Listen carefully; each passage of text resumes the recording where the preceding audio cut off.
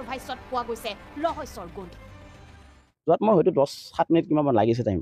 সেই সময়ত দেখা পাইছোঁ মই 4জন ব্যক্তি গাড়ীখনৰ ভিতৰতে আছিল, কিন্তু উদঙত আছে, হাফ পেণ্ট পিন্ধি আছিল, গেঞ্জি পিন্ধা নাছিল। তেওঁলোকক মই কৈছোঁ, ভাইটি তোমালোকে গেঞ্জি পিন্ধি লোৱা, তোমালোকে ভিতৰতে থাকা, একো কৰিব নোৱাৰে কোনো, এনেকুৱা কৈছিলোঁ।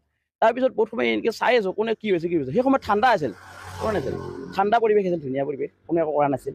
আৰক্ষীসকলেও ভাবিছিল অলপ আগবঢ়াই থৈ আহিম ভাইটিটোক বুলি, তেনেচোন মোৰ গাড়ী যাব বিচাৰিছিল। বিচাৰত আৰু আমাৰ ৰাইজে মানে কৈছিল কি আৰক্ষীসকল যাব নালাগে, আমাৰ ইয়াতে থাকক। সেই থাকিব দি পেলাই মোৰ গাড়ীখন অলপ হেৰি কৰিছে, উপদ্ৰৱ কৰিছে, কিন্তু মোক মাৰা নাই। আৰক্ষীসকলকো অলপ কিবা কানি কৈছে, তাতে ক'লে কোনোবা এজনে আগৰ ফালে পৰিছে বুলি কৈছে টাউনৰ মাজত। এতিয়া মই মানে সেইখিনি সময়ত মানে ক'ত পৰা বুলি কৈছে, মই চাব যাব সময় বিনা আছোঁ। মই মানে কি হৈছে গাড়ীখনে চাই আছিলোঁ, তাৰপিছত দেখা পালোঁ হয় এজন ব্যক্তি পৰিছে। তাৰপৰা অহাৰ পিছতে তাৰে আগমুহূৰ্তত মই আকৌ কি বুলি কয় যাই থাকোঁতে মই পুলিচক ফোন কৰিছিলোঁ। মই তাতে যাই পোৱা 3 মিনিটমান পিছতে পুলিচো আহি পাইছে। পুলিচ আহি পোৱাৰ পিছতে পুলিচে তেওঁক লৈ গ'ল উঠে লৈ যোৱাৰ পিছতে এই ব্যক্তিজন লৈ গৈছিল।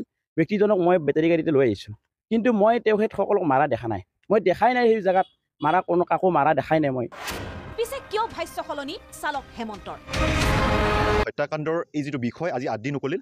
8 দিন উকলাৰ পিছতো তামোলপুৰ জিলা প্ৰশাসনে ইতিমধ্যে গঠন কৰি দিয়া দণ্ডাধীশ পৰ্যায়ৰ তদন্তকাৰী কমিটিও কোনো এগৰাকী দোষীক চিনাক্তকৰণ কৰি গ্ৰেপ্তাৰ কৰিবৰ কাৰণে সক্ষম নোহোৱাটো তামোলপুৰ জিলা আৰক্ষী তথা অসম আৰক্ষীৰ কাৰণে চৰম ব্যৰ্থতা আৰু দুৰ্ভাগ্যজনক বিষয়। গতিকে অহা 24 ঘণ্টাৰ ভিতৰত আমি তেখেতসকলক চিনাক্তকৰণ কৰি মানে গ্ৰেপ্তাৰ কৰিবৰ কাৰণে আমি দাবী উত্থাপন কৰিছোঁ।